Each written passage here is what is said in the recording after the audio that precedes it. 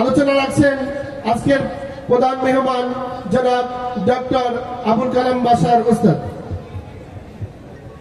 আসসালামু আলাইকুম ওয়া রাহমাতুল্লাহি ওয়া বারাকাতুহু।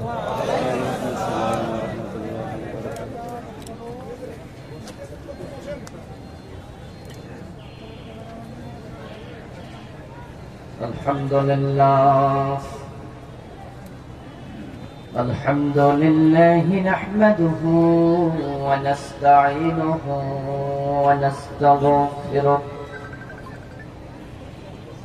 ونعوذ بالله من شرور أنفسنا ومن سيئات أعمالنا من يهد الله فلا مضل له ومن يضلل فلن تجد له وليا مرشدا وأشهد أن لا إله إلا الله وأن محمدا عبده ورسوله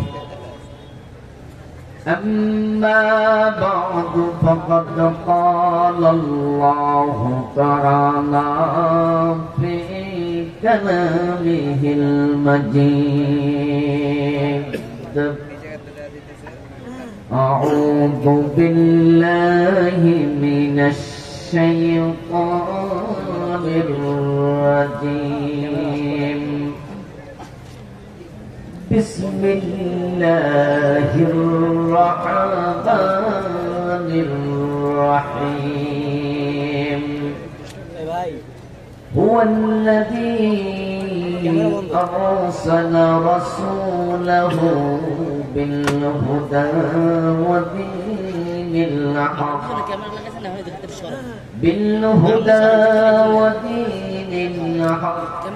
ليظهره على الدين كله ولو كره المشركون.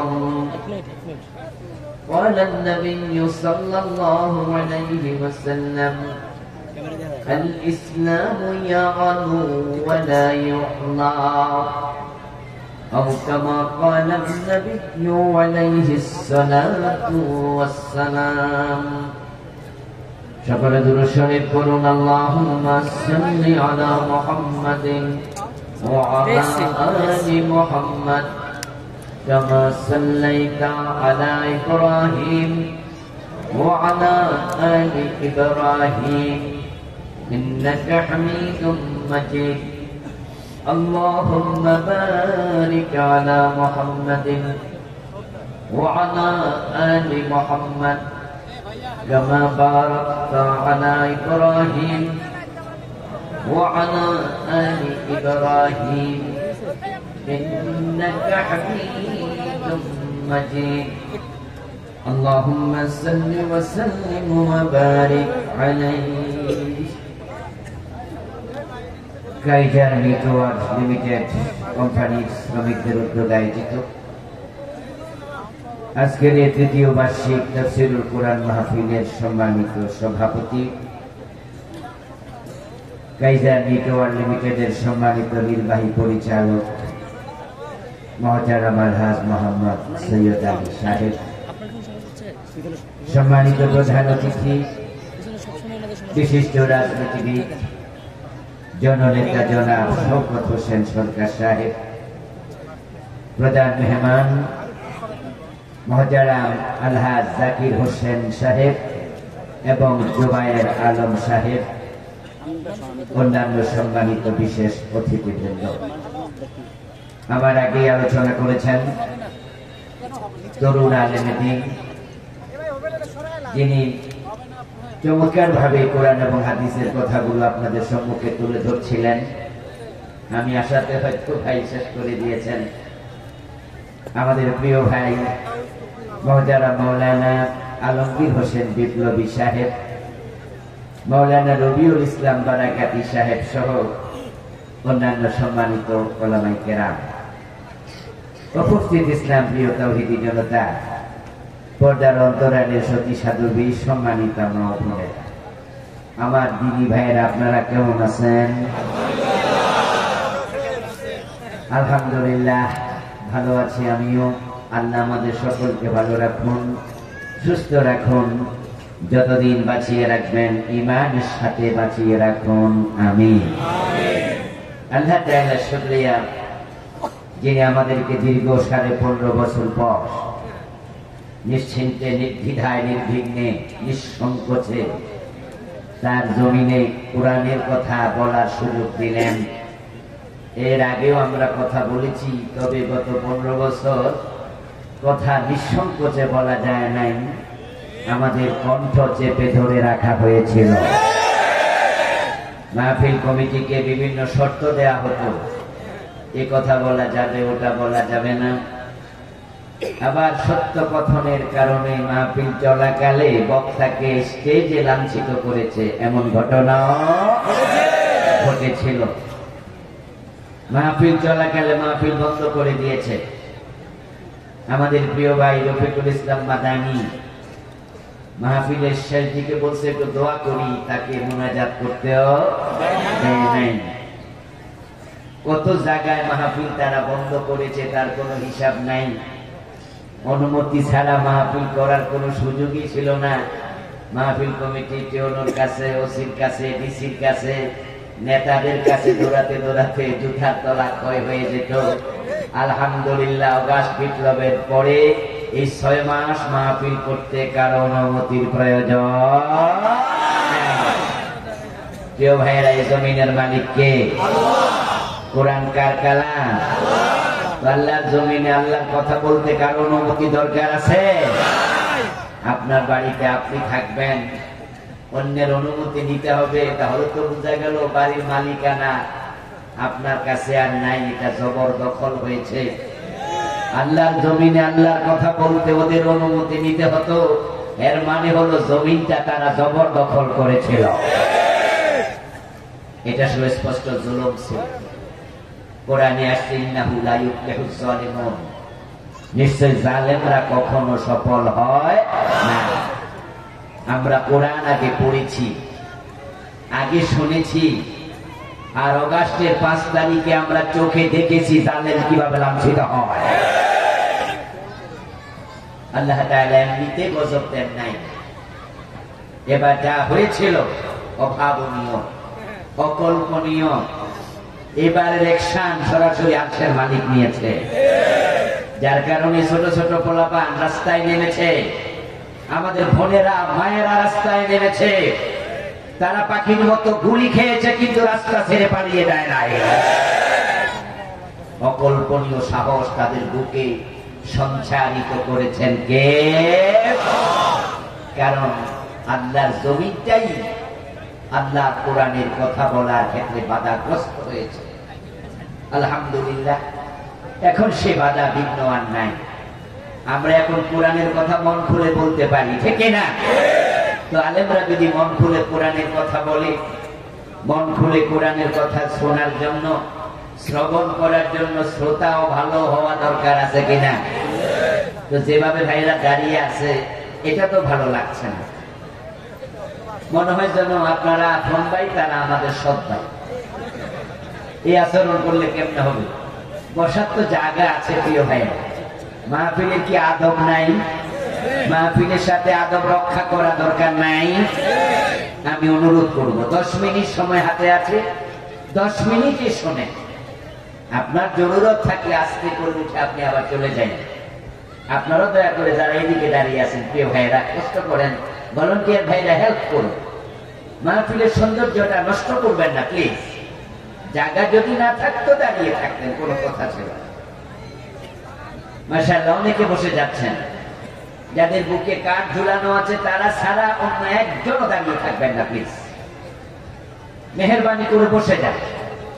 আল্লাহ তাআলা আমাদেরকে তার কোরআনের কথা আমল করার নিয়তে বলার এবং শোনার তৌফিক দিন। সবাই বলুন আমিন। যে আল্লাহ তাআলা বাড়িতে সুযোগ আমাদের দিলেন, আমরা আলোচনা শুরুতে তাকে কৃতজ্ঞতা জানাই, ধন্যবাদ জানাই। সবাই মিলে একবার জোরে জোরে কালিমাতুশ শুকর পড়ি, আলহামদুলিল্লাহ। আমার প্রিয় দিনী ভাইয়েরা, আমি আপনাদের সম্মুখে পবিত্র কোরআন মাজিদ থেকে সূরাতুস সফের 9 নম্বর আয়াতে কারিমা তিলাওয়াত করেছি। নবীজি সাল্লাল্লাহু আলাইহি ওয়াসাল্লামের পবিত্র মুখ অনুসৃত ছোট্ট একখানা হাদিসে নববী পাঠ করেছি। আল্লাহ তাআলা তৌফিক দিলে এখান থেকে কিছু কথা বলবো ইনশাআল্লাহ। সূরাতুস সফের 9 নম্বর আয়াতে মূলত আল্লাহ তাআলা একটি মেসেজ দিয়েছেন। সেই মেসেজটি হলো আমাদের প্রিয় নবী সাল্লাল্লাহু আলাইহি ওয়াসাল্লামের এই পৃথিবীতে আগমনের উদ্দেশ্য কি ছিল। রাসূলুল্লাহকে আল্লাহ তাআলা পৃথিবীতে কেন পাঠিয়েছেন, উম্মতের এটা জানা দরকার আছে না নাই? জানতেই হবে। কারণ রাসূলকে মেনে চলা, অনুসরণ করা নফল না ফরজ? জবাব দিন, কথা বলুন, নফল না ফরজ? ফরজে কিফায়া না ফরজে আইন? যদি রাসূলকে মেনে চলা ফরজ, এবার বলুন তো মানা আগে না জানা আগে? এলেম আগে না আমল আগে? ইয়েস, আগে এলেম, আগে জানা। এজন্যই তো পবিত্র কোরআন মাজিদের যত হুকুম, যত বিধান আল্লাহ তাআলা নাযিল করেছেন, তার মাঝে 1 নাম্বার হুকুমটাই ছিল ইকরা বিসমি রাব্বিকাল্লাযী খালাক। পড়ো তোমার রবের নামে যিনি সৃষ্টি করেছেন। প্রথম অর্ডার কি কেন হলো পড়ো? আমার প্রিয় ভাইয়েরা বলুন তো, জানার সাথে পড়ার সম্পর্ক আছে কিনা? না পড়লে জানবেন কেমনে? এখন বাংলাদেশের লোকেরা শুনে বেশি না পড়ে বেশি? এজন্যই তো দেশে এলেমের দন্যতা চলছে। আমরা সবাই শুনে শুনে ইসলাম মানতে পছন্দ করি, অথচ শোনার চেয়ে পড়ার গুরুত্ব 100 গুণ বেশি।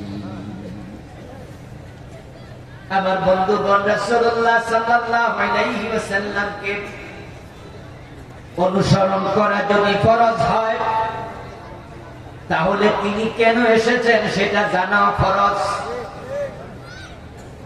কারণ উনি যা বলবেন আমরা অনুসরণ করে তাই বলবো। উনি যা করবেন, রাসূল যা করেছেন আমরা তাই করব। রাসূল যখন করেছেন, যেভাবে করেছেন আমরা সেভাবে করব। রাসূলুল্লাহ সাল্লাল্লাহু আলাইহি ওয়াসাল্লাম আমাদের জন্য মডেল, আমাদের জন্য উসওয়া, কুদওয়া, নামুজাজ, আইকন, আইডল। তিনি ইমাম, তার জীবনটাই আমাদের জন্য অনুকরণীয়, অনুসরণীয়। ওনার মতো করে জীবন না সাজালে জান্নাত পাওয়া যাবে না। আল্লাহ তাআলা বলেছেন, লাকাদ কানা লাকুম ফি রাসূলিল্লাহি উসওয়াতুন হাসানাহ। ও দুনিয়ার মানুষ, আমি রাসূলুল্লাহর জীবনে তোমাদের জন্য উত্তম আদর্শ রেখেছি। তার জীবনের লক্ষ্য আমাদের জীবনের লক্ষ্য এক হওয়া।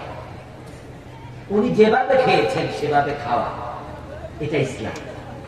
উনি যেভাবে ঘুমিয়েছেন সেভাবে ঘুমাবেন, এটা ইসলাম। উনি ডান পা দিয়ে মসজিদে ঢুকেছেন, আপনিও ডান পাই দেবেন, এটা ইসলাম।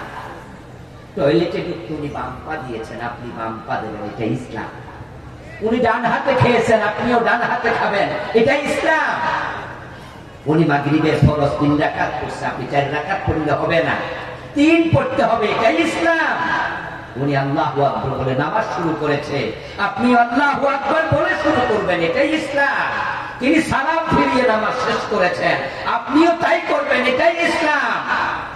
উনি আদালতে কোরআন দিয়ে ফয়সালা করছে, বিচার করছে। চোর ধরে হাত কেটেছে, ডাকাত ধরে ছুড়ে দিয়েছে, জেনা করলে পাথর মেরেছে। আল্লাহর আইনে আপনিও আদালতে বিচার করবেন, এটাই ইসলাম। দেশ যখন তিনি মদিনা 10 বছর পরিচালনা করছেন, মন মতো না কোরআনের আইন মতো? ঠিক আপনি যখন দেশ চালাবেন, আপনিও কোরআনের আইনে চালাবেন। এটাই ইসলাম। রাসূলুল্লাহ বলেন জীবন্ত কোরআন, নবীজি সাল্লাল্লাহু আলাইহি ওয়াসাল্লাম বলেন জীবন্ত ইসলাম। ওনার জীবনটাই কোরআন, উনি কোরআনের জীবন্ত রূপ। একজন তাবী মায়েশার কাছে প্রশ্ন করেছিলেন, ও মায়েশা, নবীজিকে আমার দেখার সৌভাগ্য হয় নাই, আমি আপনার কাছে জানতে এসেছি রাসূলুল্লাহর চরিত্র আমল কেমন ছিল, যদি আপনি আমাকে একটু জানাতেন। মায়েশা তখন ওই তাবীকে প্রশ্ন করলেন, আফালাম তাকরাউল কুরআন, তুমি কি আল্লাহর কোরআন পড়ো নাই? আওয়ালাম তাকরাইল কুরআন, তুমি কি কোরআন পড়োনি? ওই তাবী জবাব দেয়, হ্যাঁ আমি তো কোরআন পড়েছি। তখন মায়েশা বলেন, খুলুকুল কুরআন, কোরআন যদি পড়ে থাকো, রাসূলের চরিত্র কেমন আমার কাছে প্রশ্ন করার কোনো প্রয়োজন নাই, কোরআনটাই হলো রাসূলের চরিত্র। তিনি ওহির বাহিরে চলেন নাই, ওহির বাহিরে বলেন নাই, ওহির বাহিরে কোনো কাজ করেন নাই।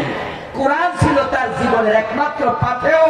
কোরআন যদি রাসূল মেনে চলে, উম্মত কোরআন মানা দরকার আছে না না? এবার আপনাদের কাছে আমার প্রশ্ন, আমরা 54 বছর বাংলাদেশ যেভাবে চলতে দেখছি, এ কোরআন দিয়ে আমাদের হাইকোর্ট চলে, সুপ্রিম কোর্ট, জজ কোর্ট, ম্যাজিস্ট্রেট কোর্ট, এ কোরআন দিয়ে আমাদের গণভবন চলেছে কোনদিন? বঙ্গভবন, সচিবালয়, মন্ত্রণালয়, শিক্ষানীতি, অর্থনীতি, কোরআন দিয়ে কি চলেছে বাংলাদেশের রাজনীতি?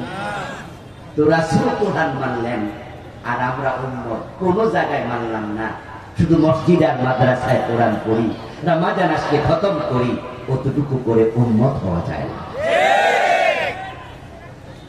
উম্মতের জীবনের বটম থেকে টপ, পাকঘর থেকে সংসদ বলন, ব্যক্তি জীবন থেকে আন্তর্জাতিক বলন, উম্মত থাকবে যেখানে, আল্লাহর কোরআন থাকবে সেখানে। কোরআন হচ্ছে জীবন সমস্যার সমাধান। নবীজি সাল্লাল্লাহু আলাইহি ওয়াসাল্লাম এই পৃথিবীতে কেন এসেছেন এটা আমরা জানবো। এই জন্যই জানবো উনার জীবনে উনি যা করেছেন আমরা ঠিক তাই করবো, এটা আল্লাহর আদেশ। আল্লাহ তাআলা বলেন, কুল ইন কুনতুম তুহিব্বুনাল্লাহ ফাত্তাবিউনি ইউহিব্বুকুমুল্লাহ। ও দুনিয়ার মানুষেরা, যদি তোমরা আল্লাহকে ভালোবাসতে চাও, আল্লাহর ভালোবাসা পেতে চাও, ফাত্তাবিউনি, ও নবী আপনি বলে দিন, তোমরা আমি নবী মুহাম্মদকে অনুসরণ করো। ইউহিব্বুকুমুল্লাহ, যদি তোমরা রাসূলকে অনুসরণ করো, তাহলে আল্লাহ নিজে তোমাদেরকে ভালোবাসবেন। সুবহানাল্লাহ। আমার বন্ধু, আমার আল্লাহর ভালোবাসা না পেলে জান্নাত পাবেন না। নিশ্চয় আমরা আজকের মাহফিলে যারা এসেছি সবাই আল্লাহর জান্নাতে যেতে চাই, ঠিক না? জান্নাতে যাওয়ার শখ আছে না নাই? জান্নাতে যেতে চাইলে যাওয়া যায় না। জান্নাতে যেতে হলে নবীকে মানতে হবে, অনুসরণ করতে হবে। এই দেশে জান্নাতে যাওয়ার শখ আছে সবার, কিন্তু রাসূলকে অনুসরণ সবাই করে না। যে বিড়ি টানে গাঁজা খায়, 5 ওয়াক্ত নামাজের ধারে দাঁড়ায় না, ওই লোকটাও রাসূলের উম্মত দাবি করছে। এবং জিজ্ঞেস যদি করা হয় জান্নাতে যাবে নাকি, বলবে বলেন কি হুজুর যাব না, মানে তো জান্নাতে যাবে, তাহলে মসজিদে তো দেখি না। তখন মুস্কি হাসি দিয়ে বলে, হুজুর ওটা ব্যবস্থা করছি। কেমনে করলাম? নামাজ না পড়েও জান্নাত যদি পাওয়া যায়, তাহলে ফজরের টাইমে শীতের মাঝে আমি কষ্ট করি কি খামাখা, একটু ব্যবস্থাটা কি আমার একটু শোনাও। তখন তো তোরা কাঁদে নিয়ে গানে গানে আপনারা শোনাবে। আছেন আমার মুক্তার, আছেন আমার ব্যারিস্টার, শেল বিচারের হাইকোর্টেতে তিনি আমায় করবে পার, আমি পাপী তিনি জামিনদার। কোনটো না কোনটো এ জাতীয় গান বাংলাদেশে আছে না নাই? গান গাওয়ার গায়ক আছে কিনা? এই গানকে আমরা লিখছি নাকি? লেখক আছে না নাই? কেউ লিখেছে, কেউ গাইতেছে, কেউ বিশ্বাস করে বসে আছে তার পীর তাকে জান্নাতে নেবে, তাই আল্লাহকে সেজদা না দিয়া পীরের পায়ে সেজদা দিচ্ছে। যারা পীর সাহেবের পায়ে সেজদা দেয় ওরা কি জান্নাতে যাওয়ার শখ নাই? এরাও জান্নাতে যায়, পীরকে খুশি করবে, সেজদা দিলে পীর সাহেব খুশি হবে। হাসরের ময়দানে ওরে তরাইয়া নেবে, সাথে করে নিয়ে যাবে। আছেন আমার মুক্তার, আছেন আমার ব্যারিস্টার, শেষ বিচারের হাইকোর্টেতে তিনি আমায় করবে। শেষ বিচারের হাইকোর্টের বিচারপতি কে? সবাই কথা বলুন, বিচারপতি কে? তাহলে দেখুন তার আইডিওলজিটা, তার মনস্তত্ত্বটা কি, চিন্তাটা কি। শেষ বিচারের হাইকোর্টে আল্লাহ যখন বিচারক হবেন তখন সে গুনাহগার, তবে তার ব্যারিস্টার আছে, হে আল্লাহ থেকে ছুটাইয়া নিয়ে যাবে। তাই পীরের উপর ভরসা করে আল্লাহকে সেজদা দেয়া বন্ধ করে দিয়েছে।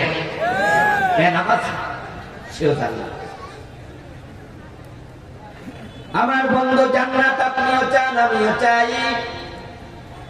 যখন আমাদের দেশের বেনামাজি জান্নাত চায়, দোকানদারি করে হিন্দু দোকানদার পাশের দোকান, এখানে মুসলিম দোকানদার মুসলিম দোকান। এখন হিন্দু মিয়া দেখে মুসলমান দোকানদার, ওর মতো ওজনে কম দেয়, মালে বেজাল দেয়, ওর মতোই মানুষ ঠকায়। চরিত্রের মাঝে সামান্য কোনো তফাৎ নাই, শুধুমাত্র নামটা আব্দুল্লাহ, নামটা আব্দুর রহমান। আর ওই মুসলিম দোকানদার 2 নাম্বারি করার পরেও জান্নাতে যাওয়ার স্বপ্ন দেখে। হিন্দুটাকে মালাউন কইয়া গালি দেয়, ওই হিন্দু তুই জাহান্নাম, আমরা মুসলমান জান্নাতি। তখন হিন্দু দোকানদার মনে মনে কয়, ওজনে কম দিয়া, মালে বেজাল দিয়া, মানুষ ঠকাইয়া যদি তুই জান্নাতে যাইতে পারস, তাহলে আমি যাব না কেন? তাই দোকানের মাঝে মরা বাবার ছবি টানাইয়া নিচে সুন্দর করে লেখা দিছে, স্বর্গীয় দুলাল চন্দ্র ভৌমিক, তোরা জান্নাতে যাইবি আর আমার বাবারে অলরেডি জান্নাতে পাঠাইয়া।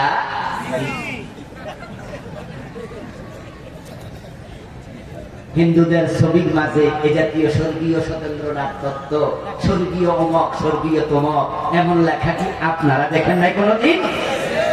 স্বর্গীয় মানে কি স্বর্গে যাবে না গেছে গা?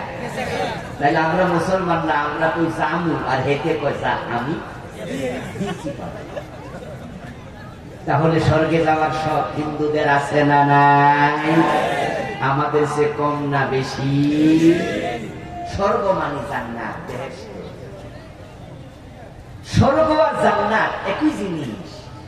আরবিতে জান্নাত বলে, ফার্সিতে বেহেশত বলে, ইংরেজিতে বলে হেভেন, বাংলায় বলে বাগান, সংস্কৃতিতে বলে স্বর্গ। নরক এবং জাহান্নাম এটা কি 2 জিনিস না 1 জিনিস? এই জাহান্নাম নরকে মানে দোজখে একই জিনিস। এখন হিন্দু মিয়া স্বর্গে গেছে, তার বাবা লিখছে বেহেশতে গেছে, শব্দ চেঞ্জ করেছে, শখ আছে বেহেশতে যাওয়া। আমরাও তো শব্দ চেঞ্জ করি, আমরা বলি আবু বকর জান্নাতি, হযরত ওমর বেহেশতি। দুজন কি 2 দেশে? এক জিনিস।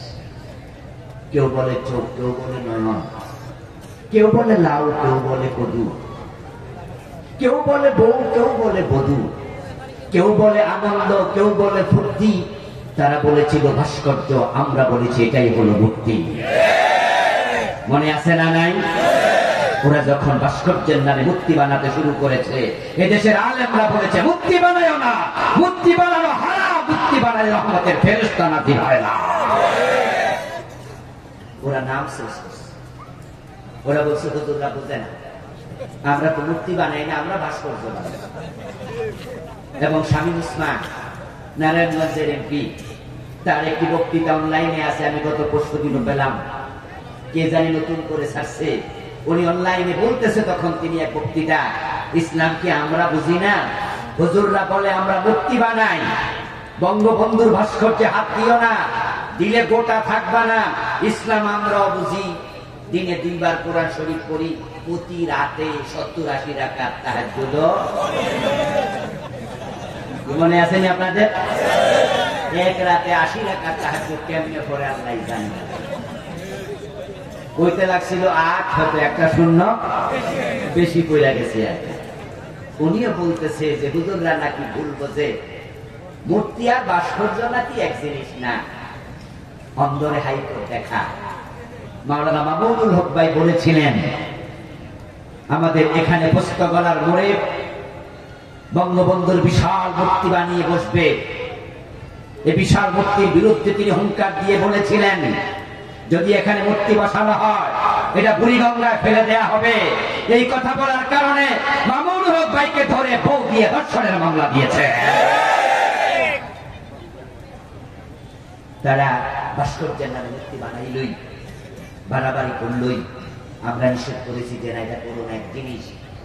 আপনারা বলুন তো, ভাস্কর্য আর মূর্তিতে আদৌ কোনো পার্থক্য আছে? ভাস্কর্যের চেহারা আছে কিনা? হাত আছে না নাই? পা আছে না নাই? নাক কান আছে কিনা? এগুলো কি মূর্তির মাঝে নাই? তো দুইটা কি 2 জিনিস না এক জিনিস? চালাকি করছে, চালাকি, রেজাল্ট ভালো হয় নাই। 4000 কোটি টাকা খরচ করে বঙ্গবন্ধুর শত শত মূর্তি সারা বাংলাদেশ বানিয়েছে। এই বাড়াবাড়ি রেজাল্ট 5 তারিখে বাংলার দামাল ছেলেরা দেখিয়ে দিয়েছে। এক একটা মূর্তির গলায় রশি লাগায় মাটিতে শোয়া দিছে, কোনোটার মাথায় উঠে প্রস্রাব করে নিয়েছে।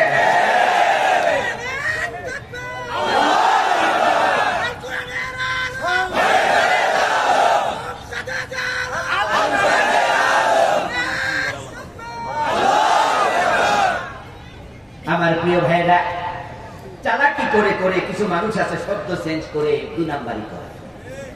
এই চাচা আপনি সুদ খান কেন? মানুষ সমালোচনা করে, বলে যে তোমার চাচা সুদ খায়।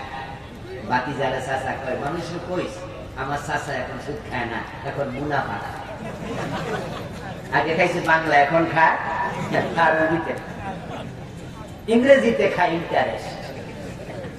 আমার বন্ধুগণ, মূর্তি এবং ভাস্কর্যে যেমন কোনো পার্থক্য নাই, জান্নাত আর স্বর্গে কোনো পার্থক্য নাই, এক জিনিস। হিন্দু ভদ্রলোকেরও শখ আছে তার বাবা স্বর্গে যাক, জান্নাতে যাক। এজন্য তিনি লিখেছেন ছবির মাঝে স্বর্গীয় দুলাল চন্দ্র ভৌমিক।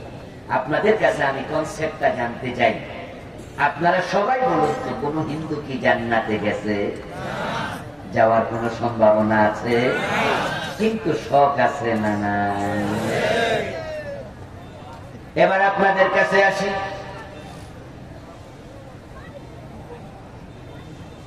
আপনাদেরও আল্লাহর জান্নাতে যাওয়ার শখ আছে, কিন্তু দোস্ত জান্নাত চাইলে পাওয়া যায় না। রাসূলুল্লাহ সাল্লাল্লাহু আলাইহি ওয়াসাল্লাম 1450 বছর আগে বলেছেন, আমার উম্মত হবে ৭৩ দল, তার মাঝে জান্নাতি হবে মাত্র 1 দল।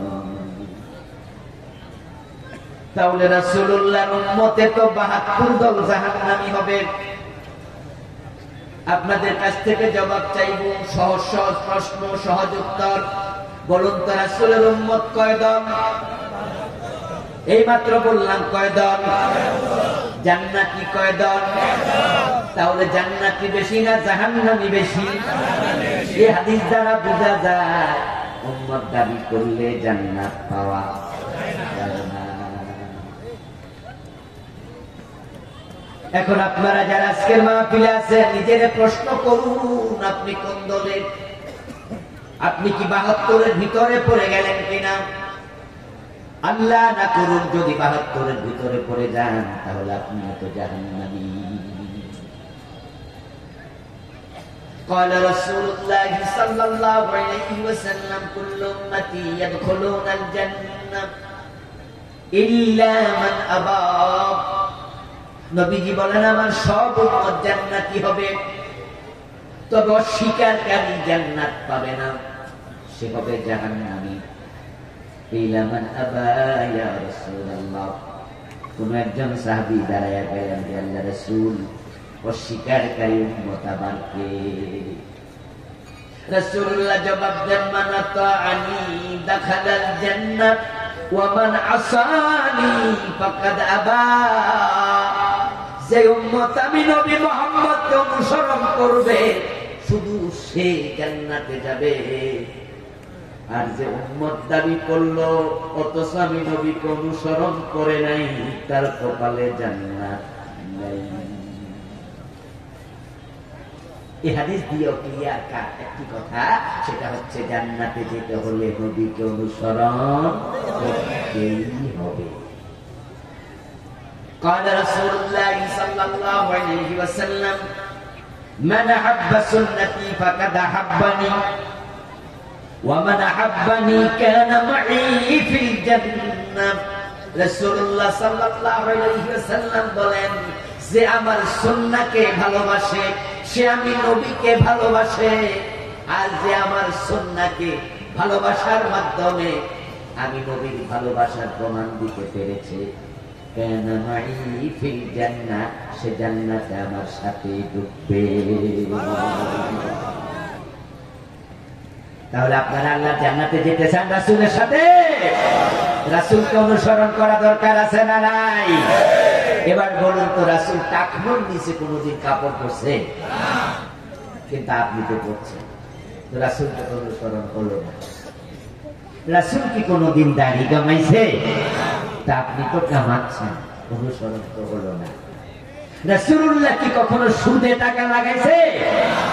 আপনি তো সুদ খাচ্ছেন, অনুসরণ তো হলো না। রাসূলুল্লাহর মেয়ে তার স্ত্রীকে বেপরদায় রাস্তায় হাঁটছে, আপনার মেয়ে তো কলেজে যায়, বোরকা ছিঁড়ে দেয় না, এমন হাজী সাহেব বাবা আছে না নাই? আপনি তো পারিবারিক জীবন রাসূলকে অনুসরণ করলেন না। রাসূলুল্লাহ তো 10 বছর মদিনা কোরআন দিয়ে চালাইছে, আপনারা 54 বছর ডক্টর কামালের লেখা নাস্তিকতাবাদী সংবিধান দিয়ে চালান। রাসূলের আদর্শে দেশ না চালাইলে রাসূলের সাথে জান্নাত পাওয়া যাবে না, যাবে না।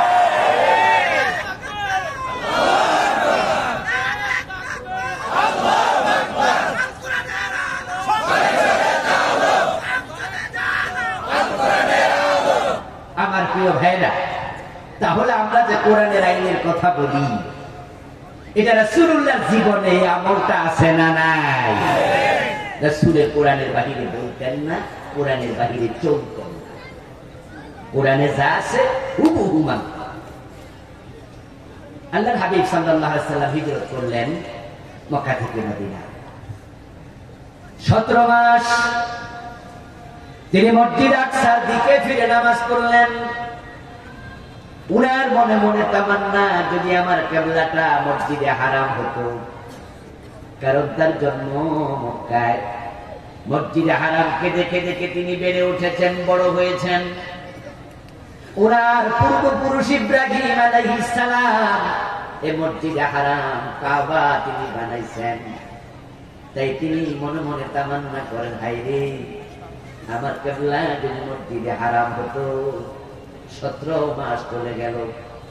একদিন প্রিয় নবী যোহর অথবা আসরের নামাজ পড়াচ্ছিলেন, পিছনে সাহাবারা মুক্তাদি। 2 রাকাত নামাজ শেষ হলো, বাকি 2 রাকাত পড়ার জন্য আত্তাহিয়াতুর পর রাসূল দাঁড়ালেন। এই অবস্থায় জিবরিল আমিন আসলো, কোরআনের আয়াত আল্লাহ নাযিল করলেন, ফাওয়াল্লি ওয়াজহাকা শাতরাল মসজিদিল হারাম ওয়া আমার রাসূল, আপনার কিবলা আমি পরিবর্তন করে দিয়েছি, আপনার চেহারা কাবার দিকে ফিরান। সুবহানাল্লাহ। প্রিয় নবীর অন্তরে তামান্না আল্লাহ পূর্ণ করে দিলেন। হাদিসে যোহরের নামাজের কথাও আসছে, আসরের নামাজের কথাও আসছে। যোহর এবং আসরের ফরজ কয় রাকাত? সহজ প্রশ্ন, জবাব দেন না ভাইয়া। কয় রাকাত? রাসূল পড়েছেন 2 রাকাত, বাকি আছে কয় রাকাত? এখন রাসূল ভাবতে পারতেন আমার চেহারা কাবার দিকে ফিরানোর জন্য আল্লাহ তাআলা বলছেন এই মাত্র যেহেতু এই ওয়াক্তের নামাজ অলরেডি 2 রাকাত পড়ে ফেলেছি, তাহলে পরের ওয়াক্ত থেকে কাবার দিকে ফিরে নতুন করে নামাজ পড়ব। কিন্তু আমার রাসূল আল্লাহর অর্ডার মানতে 1 সেকেন্ড দেরি করেন নাই, 3 নামাজের ভিতরে কাবার দিকে ফিরে গেছেন।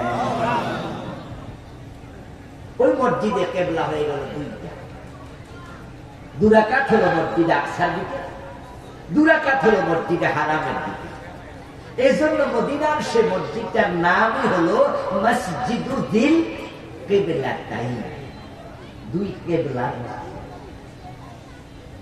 রাসূলের কাছে ইসলাম আসছে, মানতে 1 সেকেন্ড দেরি করে নাই। আর আমাদের কাছে কোরআন আছে, এই 54 বছরে আল্লাহর কোরআন দিয়ে একদিনও দেশ চালাই নাই। যারাই দেশ চালাইছে কোরআনের বাহিরে, সবাই মামলা আসামি হওয়া লাগবে আখিরাতে। মামলা করবেন নবী মুহাম্মদ নিজে। আল্লাহ তাআলা বলেন, ক্বালা রাসূল ইয়া রাব্বি ইন্না কওমি ইত্তাখাযু হাযাল কুরআনা মাহজুরা। হাশরের দিন রাসূল বলবেন, ও আমার রব, আমার জাতি, আমার উম্মত, আমার রেখে আসা কোরআন তাদের জীবনে তারা বর্জন করেছে। আমি তাদের বিরুদ্ধে তোমার কাছে মামলা দিলাম, বিচার তুমি করো। আপনাদের কাছে আমার সহজ সরল প্রশ্ন, বুঝতে একটু জবাব দিয়েন। 71-এ যখন দেশ স্বাধীন হয়, 72-তে যখন সংবিধান বানানোর জন্য একটা কমিটি বানানো হয়, ওই কমিটির প্রধান করা হয় ডক্টর কামাল হোসেনকে। আপনাদের কাছে আমার জিজ্ঞাসা, ডক্টর কামাল হোসেন চাইলে কি সংবিধান বানানোর সময় আল্লাহর কোরআনের আইনগুলো ঢুকানোর সুযোগ ছিল না? কিন্তু ঢুকাইছে? আল্লাহ কইছে সূরা ধরে হাত কাট। বেটা চাইলে কিন্তু আইনটা ঢুকাইতে পারে। বেটা ঢুকাইছে ব্রিটিশ আইন, সূরা ধরে ফেলে দাও। আমার প্রশ্ন, কোরআনের আইন থাকতে ব্রিটিশ আইন কেন দরকার? আপনাদের কাছে আমার জিজ্ঞাসা, কোরআনের আইন উত্তম না ব্রিটিশ আইন উত্তম? তো এই আইনটা তো ছিল, ডক্টর কামাল কেন ঢুকাইল না? কারণ আছে। কারণ হচ্ছে তারা জানে কোরআনের আইন যদি ঢুকে আর চোর ধরে হাত কাটা শুরু হয়, তাহলে তাদের মতো অসংখ্য রাজনীতিবিদ নিজের হাত থাকবে না। অধিকাংশ রাজনীতিবিদ ধান্দাবাজ, তারা দেশের টাকা চুরি করে বিদেশ পাঠায়, দেশের টাকা চুরি করে কানাডা বেগম পাড়া বাঁধা। সাবেক প্রধানমন্ত্রী শেখ হাসিনা উনি নিজেই কিন্তু বলেছেন উনার বাড়ির পিয়ন কত কোটি টাকার মালিক। আমরা বলছি না, প্রধানমন্ত্রী বলছে। সাবেক প্রধানমন্ত্রী বললেন তার পিয়ন 400 কোটি টাকার মালিক, এবং শেষে বললেন হেলিকপ্টার ছাড়া চলে না। এখন আপনারা বলুন তো, 400 কোটি টাকা চাকরি করে কামাইছে না চুরি করেছে? যদি চোর ধরে হাত কাটা শুরু করা যায় বাংলাদেশে, তাহলে গত 15 বছরে অসংখ্য নেতার হাত থাকবে না। এজন্যই তো আমরা চোর ধরে হাত কাটার আইনের কথা বললে তারা আটকে ওঠে, বলে হুজুররা রাজাকার, ওরা মৌলবাদী, ওরা জঙ্গি। আমাদেরকে জঙ্গি বলো না, আমরা জঙ্গিবাদের বিপক্ষে, বরং আমরা কোরআনের আইনের পক্ষে কথা বলি। বলে যে কোরআনের আইনগুলো মধ্যযুগী, এগুলো নাকি মধ্যযুগী আইন, বর্বরিত আইন, বর্বরচিত আইন, নাউজুবিল্লাহ পড়ে। হ্যাঁ, বলে যে যদি চোর ধরে হাত কেটে দেয়, তাহলে চোর ভাত খাবে কি দিয়ে? আমরা বলি বাবা রে, কি মানবতার দরদিও, হাত কাটবে চোরের, টেনশন করে নেতা। আমরা কি নেতাদের হাত কাটতে বলেছি কোনোদিন? নেতাদেরকে আমরা তো শ্রদ্ধা করি, আমরা তো চোরের হাত কাটতে বলি, নেতার হাত না। নেতা টেনশন করার কারণ, বাড়িতে আয়নার সামনে দাঁড়ালে আয়নার ভিতরে নেতা চোর দেখতে পায়।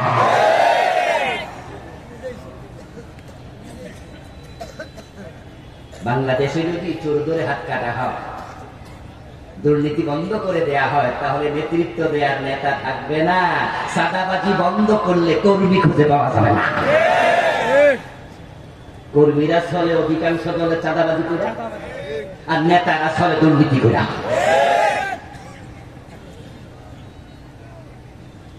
রাসূলুল্লাহ সাল্লাল্লাহু আলাইহি ওয়াসাল্লামের জীবনের লক্ষ্য কি? আল্লাহ তাআলা পবিত্র কোরআন মাজিদের 3টা সূরাতে বলেছেন, সূরাতুস সাফ আয়াত নাম্বার 9, সূরাতুল ফাত আয়াত নাম্বার 28, সূরাতুত তাওবা আয়াত নাম্বার 33। 3টি আয়াতে 3টি সূরাতে আল্লাহ একই কথা 3বার বলেছেন, হুয়াল্লাযী আরসালা রাসূলাহু বিল হুদা ওয়া দীনিল হাক্কি লিইয়ুযহিরাহু আলাদ দীনি কুল্লিহি। আমি রাসূলকে পাঠিয়েছি কোরআন দিয়ে, দ্বীনে হক ইসলাম দিয়ে। আমি আল্লাহর উদ্দেশ্য হচ্ছে আমার রাসূল জমিনে কোরআনের বিজয় করবে, ইসলামের বিজয় করবে। নবীর জীবনের লক্ষ্য ছিল ইসলামের বিজয়, ইসলামের বিজয়, ইসলামের বিজয়। ইসলামের বিজয় যদি না হয়, নবীর লক্ষ্যের সাথে তোমাদের জীবনের লক্ষ্য মিলবে না। রাসূলুল্লাহ হচ্ছেন ট্রেনের ইঞ্জিনের মতো, আর উম্মত গুলো হচ্ছে ওই ট্রেনের ডাব্বা, বগি। ইঞ্জিন সামনে থাকে, বগি তার পিছনে। বলুন তো, যদি ইঞ্জিনের সাথে বগি যদি অ্যাটাচড না, এটাকে শক্ত করে লাগানো না হয়, তাহলে কি বগি ইঞ্জিনের সাথে যায়? আর যদি লাগানো থাকে, তাহলে ইঞ্জিন যাবে যেখানে, বগিও যাবে সেখানে। রাসূলের জীবনের লক্ষ্যের সাথে যদি আমরা দ্বীন বিজয়ের জীবনের লক্ষ্য বানাতে পারি, রাসূল টেনে টেনে জান্নাত পর্যন্ত নিয়ে যাবে। আল্লাহর জান্নাত পাওয়ার জন্য আমরা দ্বীন বিজয়ের কথা বলি। এখন রাসূলুল্লাহ সাল্লাল্লাহু আলাইহি সাল্লামকে আল্লাহ তাআলা দ্বীন বিজয়ের দায়িত্ব কেন দিলেন? দ্বীন বিজয়ের দায়িত্ব এজন্যই দিলেন, দিন যদি বিজয় না হয়, সমাজে নামাজ কায়েম হবে না। দিন যদি বিজয় না হয়, যাকাত প্রতিষ্ঠিত হবে না। দিন যদি বিজয় না হয়, সুদী ব্যাংক বন্ধ করা যাবে না। দিন যদি বিজয় না হয়, চুরি ডাকাতি দর্শন বন্ধ হবে না। দিন যদি বিজয় না হয়, মাদক বন্ধ হবে না। কারণ এই যে কয়টা কথা বললাম, প্রত্যেকটা রাষ্ট্রের আইনের সাথে সম্পৃক্ত। ইসলামে আছে মদ খেলে 80 বেত লাগাও, জবাব কিন্তু 80 ব্যক্তির দায়িত্ব না, রাষ্ট্রের।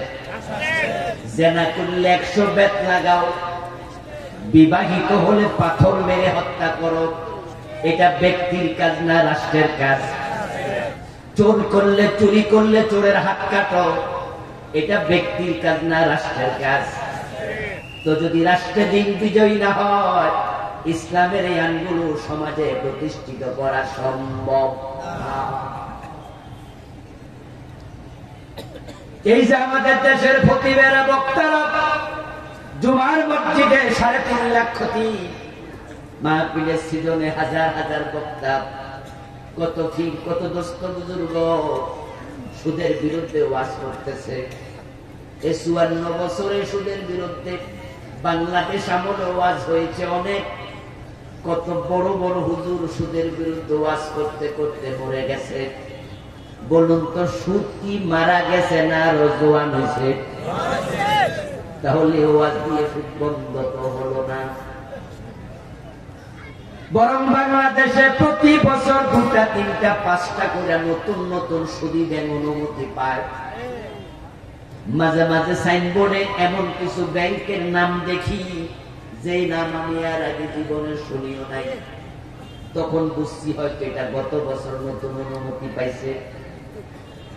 এখন ওয়াজ তো হলো, সুদ তো বন্ধ হলো না। কিন্তু যদি 151 জন এমপি সংসদ ভবনে সুদের বিরুদ্ধে একটা বার নেগেটিভ শব্দ না বলে দেয়, এক শব্দে আইন হবে, সুদ বন্ধ করতে 1 দিনের বেশি লাগবে না।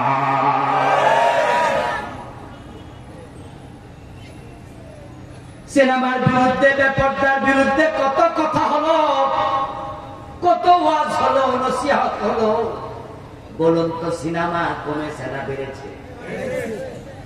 আগে সিনেমা দেখার জন্য আমরা যখন যুবক ছিলাম, আমার বুঝলাম কে এটা সব আমি বাঁচলে না তোমার ওয়াজ হবে।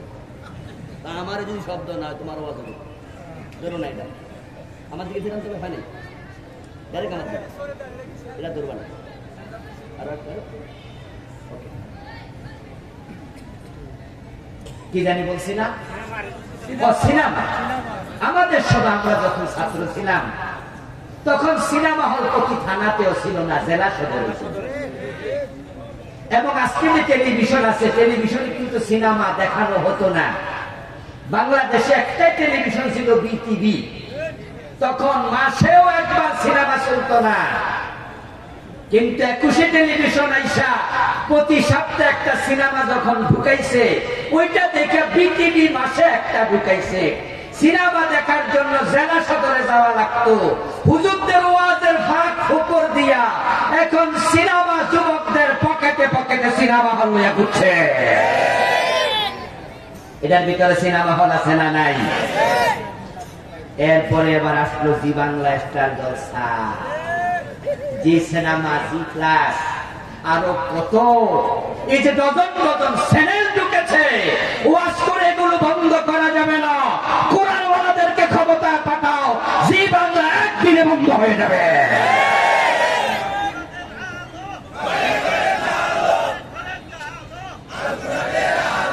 প্রিয় ভাইয়েরা, মাদক এদেশের যুব সমাজকে শেষ করে দিচ্ছে। যেই ঘরে একটা মাদকাসক্ত ছেলে আছে, ওই ঘরটাকে সে জাহান্নাম বানায় আছে।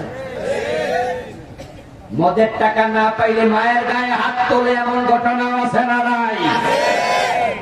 মদের টাকা দেয়নি তো বউরে পিটাইছে, বউয়ের গলার চেন বিক্রি করেছে চুরি করে। মাদকের টাকা সংগ্রহ করতে না পেরে বাপের বুকে পিস্তল থাকা, এমন ঘটনা।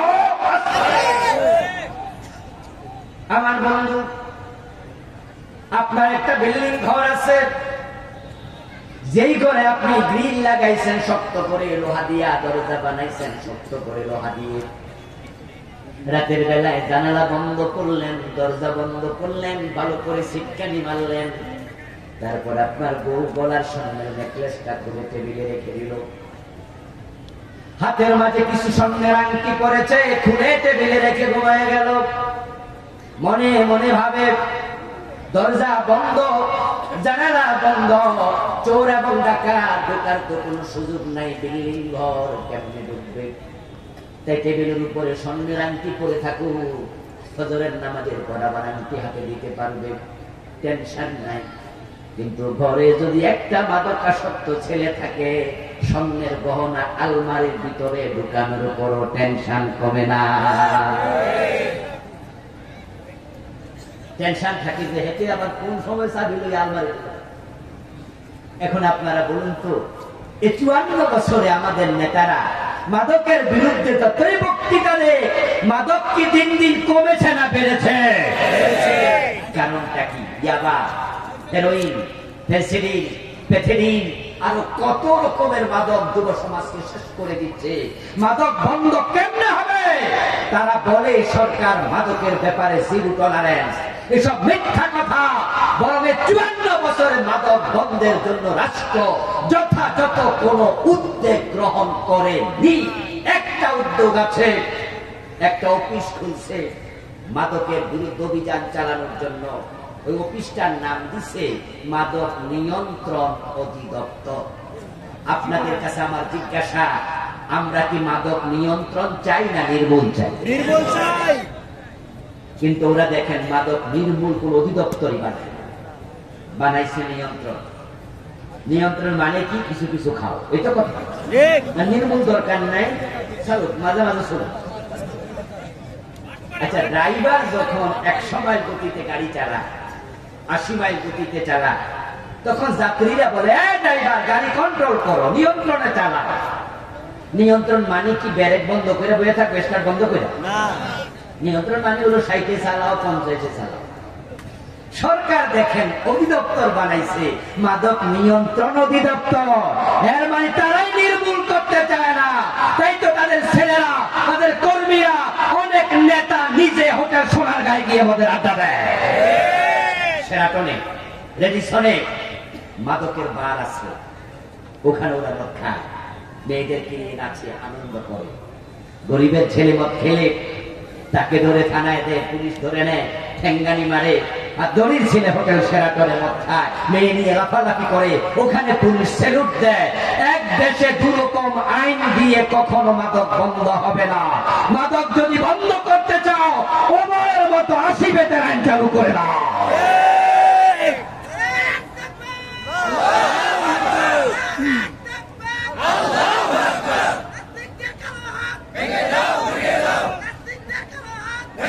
আমার প্রিয় ভাইয়ের, আপনারা যারা আমার সাথে আছেন, আমি সবার থেকে একটা কমিটমেন্ট চাইবো, কমেন্ট চাইবো, একটা মন্তব্য চাইবো, একটা সিদ্ধান্ত চাইবো।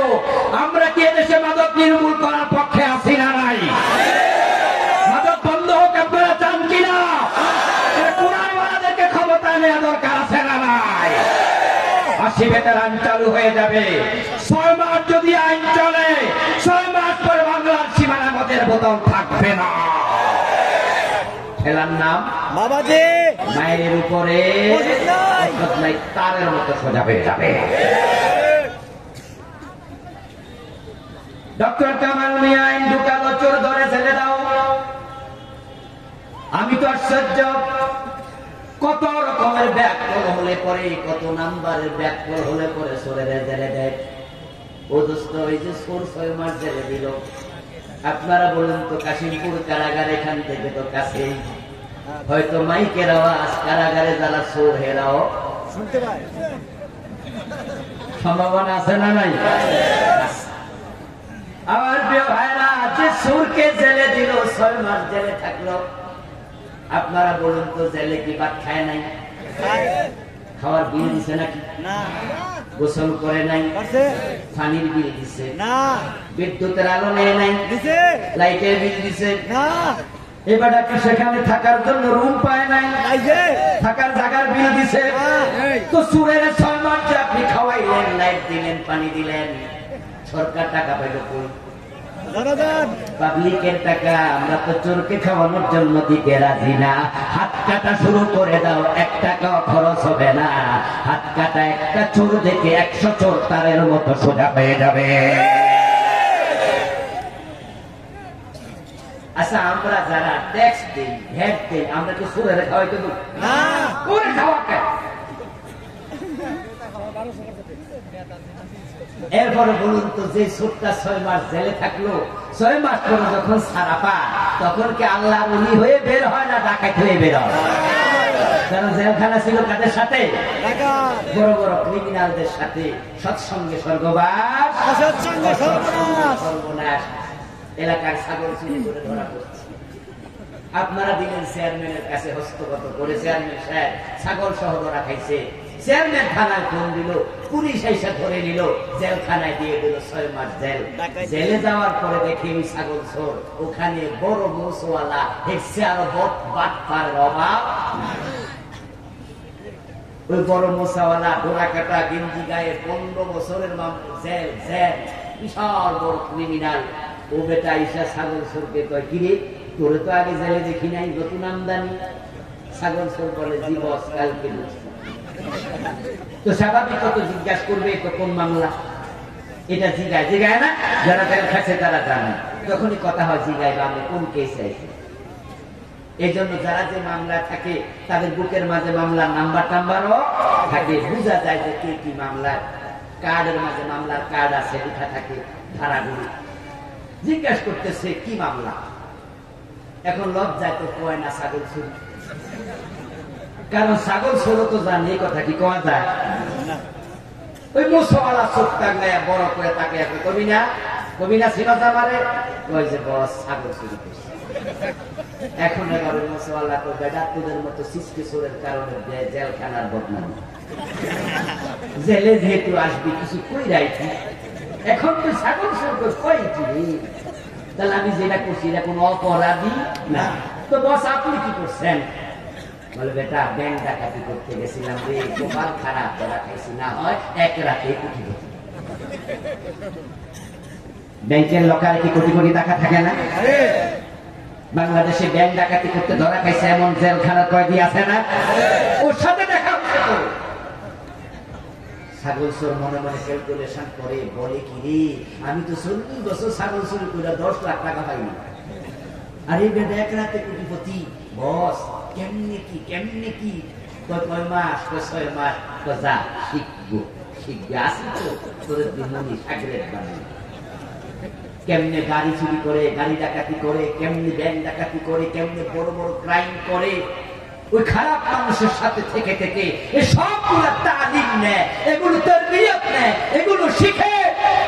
আর তখন ছাগল চোর বলে আফসোস করে, জেলে আরো আগে আসলাম না কেন? এলাকার চেয়ারম্যান জেলে দিছিল, তাই তার উপর ক্ষোভ ছিল, কিন্তু তালিম পাই এখন আর ক্ষোভ নাই। চেয়ারম্যানের জন্য আরো দোয়া করে যদি আরো আগে ঢুকতো। 6 মাস পরে যখন মেয়াদ শেষ, তার সাজা জেল থেকে ছাড়া পায়, তখন সে জেলখানার মাটি শুইয়া কসম করে ছাগল মাগনা দিল আর দেব না, কারণ সেটি এখন চোর না ডাকাত। ডক্টর কামাল মিয়ারা কি আইন বানাইলো, যেখানে যাওয়ার পর চোর ভালো হয় না, ওই জেলে কেন ঢুকাবে? 6 মাস আমাদের টাকায় তাকে কেন খাওয়াবে? ইসলামের আইন ভালো, হাত কাটা শুরু করে দাও। 10টা এমপি চোর হাত কেটে দাও, 10টা মন্ত্রী চুরি করেছে হাত কেটে দাও, 10টা সচিবের হাত কেটে দাও। ওই নেতারা হাত কাটা চোর দেখে আগামী 3 বছর চুরি করবে না, সোনার বাংলা হতে দুর্যোগ লাগবে না। এখন চোর ধরে হাত কাটার আইন আমরা চিৎকার দিলে হয়ে যাবে না? এই জন্য সংসদে কোরআনওয়ালা লোক দরকার আছে না নাই? তাই যারা চুরি করবে না, ডাকাতি করবে না, তাদেরকে সংসদে পাঠাও। আজ থেকে 15 বছর পিছনে যান, 2জন এমন মন্ত্রী আমরা পেয়েছিলাম যারা 3টা মন্ত্রণালয়ের মন্ত্রিত্ব করেছে 5 বছর, শিল্প, কৃষি, সমাজ কল্যাণ। যখন মেয়াদ শেষ হলো, ফখরুদ্দিন মঈনুদ্দিন সরকার আসলো, কত বড় বড় রাঘব বোয়াল ধরে জেলে দিল, চোর ধরলো, ডাকাত ধরলো, কিন্তু ওই 2 মন্ত্রীর 1 পয়সা দুর্নীতির অভিযোগ তারা দেখাতে পারে নাই। এতে বোঝা যায় কোরআনওয়ালাদের কাছে দেশ এবং দেশের সম্পদ নিরাপদ থাকবে। এমন একটা চমৎকার দেশ আমরা পেয়েছি, সত্যি আসলে এটা সোনার বাংলা। আমি জানি না একজন কবি, তার নামটা কি, তিনি লিখেছিলেন, এমন দেশটি কোথাও খুঁজে পাবে না তো তুমি, সকল দেশের রানী সেজে আমার জন্মভূমি। এই কবি কয় দেশে গিয়েছে আমি জানি না। রবীন্দ্রনাথ ঠাকুর বিলেত গিয়েছিলেন, উনি লন্ডনে গিয়েছিলেন, উনি দেখেছেন যে লন্ডনের আবহাওয়া আর বাংলাদেশের আবহাওয়া। সোনার বাংলা কেন বলবেন না? আল্লাহ তাআলা আমাকে ইউরোপ, আমেরিকা সহ পৃথিবীর অনেকগুলো দেশ ঘোরার সুযোগ দিয়েছে। আমি কম্পেয়ার করে দেখেছি, এই দেশের মাটির মতো উর্বর মাটি পৃথিবীতে কম, এই দেশের আবহাওয়ার মতো পৃথিবীতে আবহাওয়া কম। আমেরিকাতে খবর নেন, এখন আজকে এই টাইমে খবর নেন, নিউ ইয়র্কে দেখেন শীত কাকে বলে। আমেরিকার অসংখ্য রাজ্যে পড়ছে বরফ। ইউকে লন্ডনের খবর নেন, লন্ডনে পড়ছে এখন ঠিক -10, -50, -15, -30 বরফ থাকা থাকে 3 মাস 4 মাস। তুরস্কের খবর নেন, তুরস্কে এই অগাস্ট আমি গিয়েছিলাম, এমন অবস্থা বলল 3-4 মাস গাছের একটা পাতা থাকে না। আমেরিকা 3 থেকে 4 মাস গাছের পাতা থাকে না, ফল হয় না, ফসল হয় না। এরপর তারা পৃথিবীর 1 নাম্বার দেশ কেমনে হয়? আর আমার দেশে 12 মাস ফল হয়, ফসল হয়, আমরা কেন তলাবিহীন চুরি? কারণ শুধু একটা, আমাদের নেতাগুলো অধিকাংশ চোর এবং বাটপার।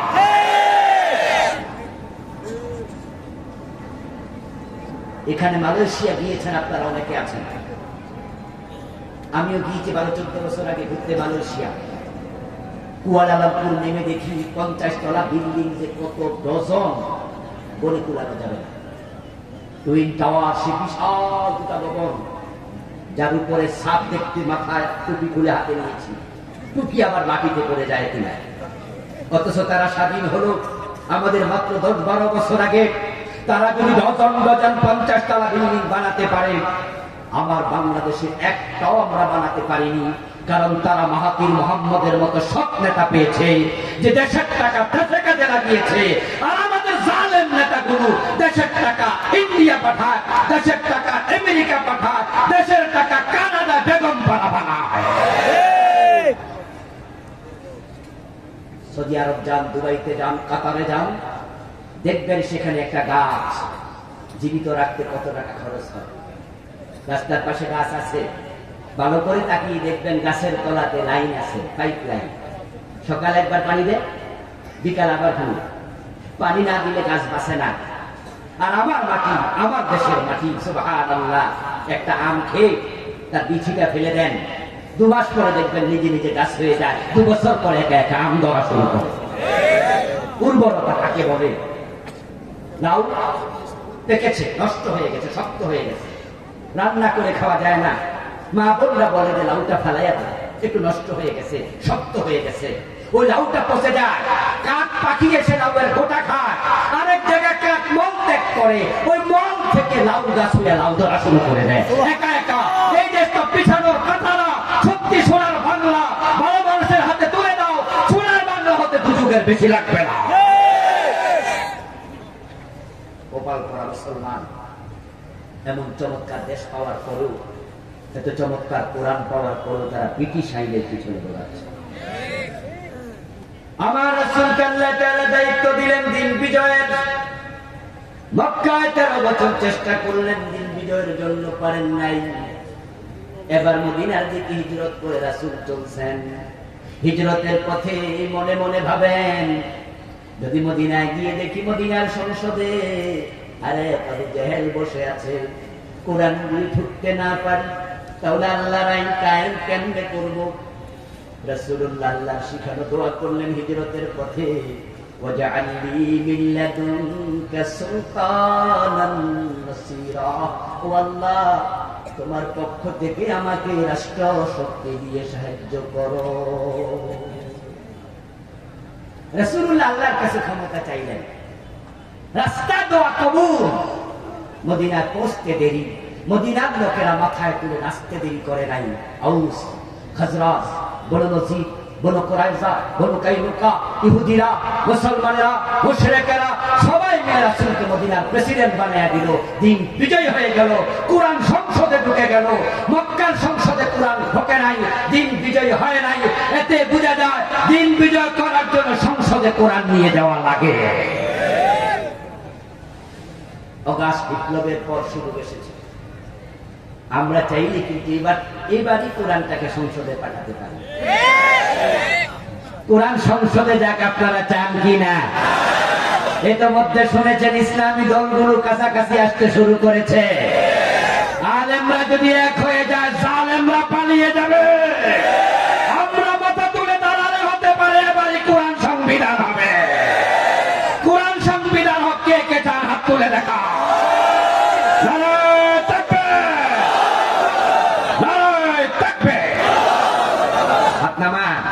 আমার প্রিয় ভাইরা, একা একা কোরআন সংবিধান হবে না, সেজন্য আমাদেরকে চেষ্টা করতে হবে, দাবি তুলতে হবে, কাজ শুরু করতে হবে। ইতিমধ্যে অন্তর্বর্তীকালীন সরকার সংবিধানের জন্য একটি নতুন কমিটি করেছে, সদস্য সংগ্রহ চলছে। কথা উঠেছে সংবিধান ব্যর্থ, তাই এটা সংস্কার প্রয়োজন। সংবিধান সংস্কারের প্রস্তাব উঠেছে, আপনারা কি শোনেন নাই যে সংবিধান সংস্কার করা দরকার? আমি বলতে চাই 18 বার তো সংস্কার করেছ, 72-তে লিখা হয়েছে, আজ পর্যন্ত 18 বার পরিবর্তন করেছ, লাভ হয় নাই। সেই লাউ সেই কদু।